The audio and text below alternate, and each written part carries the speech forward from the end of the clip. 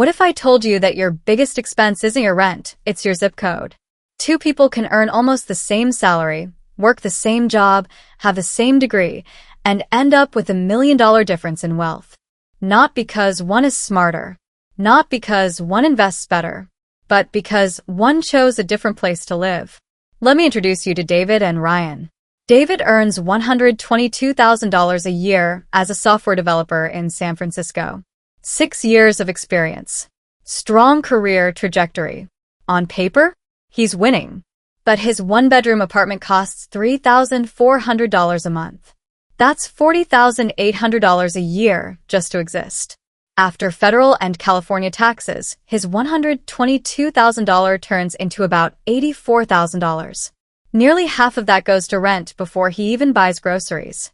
By the time he pays for food, transportation, subscriptions, and basic life in the Bay Area, he saves about $400 a month. Sometimes less.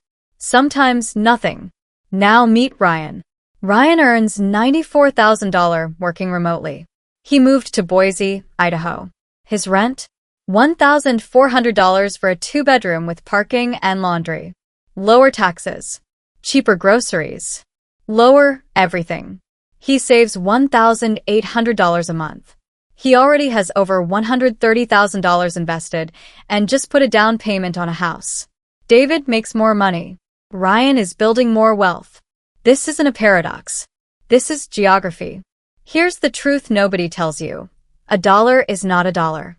$100,000 in Manhattan does not live the same life as $100,000 in Memphis. In some cities, your purchasing power is cut in half. In others, it's multiplied. San Francisco's cost of living is roughly 80% above the national average. That means $100,000 there feels like $55,000 in an average city. You're not poor. You're compressed. Now, let's compound this. Because geography doesn't just affect today, it rewrites your future. If David invests $400 a month at 8% for 20 years, he ends up with around $236,000. If Ryan invests $1,800 a month at the same rate, he ends up with over $1 million.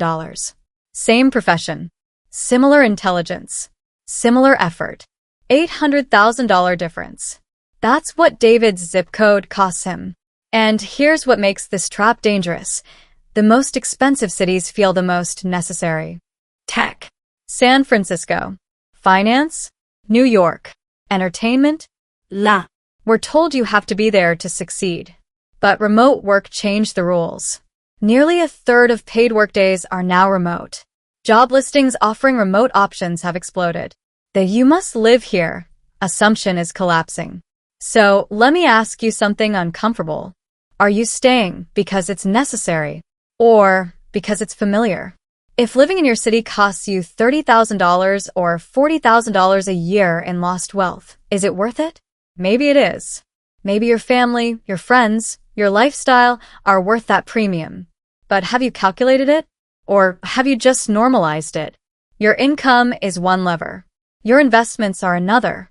But geography might be the most powerful lever of all. Moving doesn't require a raise. It doesn't require talent. It doesn't require luck. It requires a decision. David and Ryan will both keep working hard. But one of them is standing on financial quicksand. The other is standing on leverage. Your zip code is not your identity. It's a financial variable. Calculate what it costs you to stay. Then decide if you're willing to pay that price. If this changed how you think about where you live, subscribe for more breakdowns on money, leverage, and building real freedom.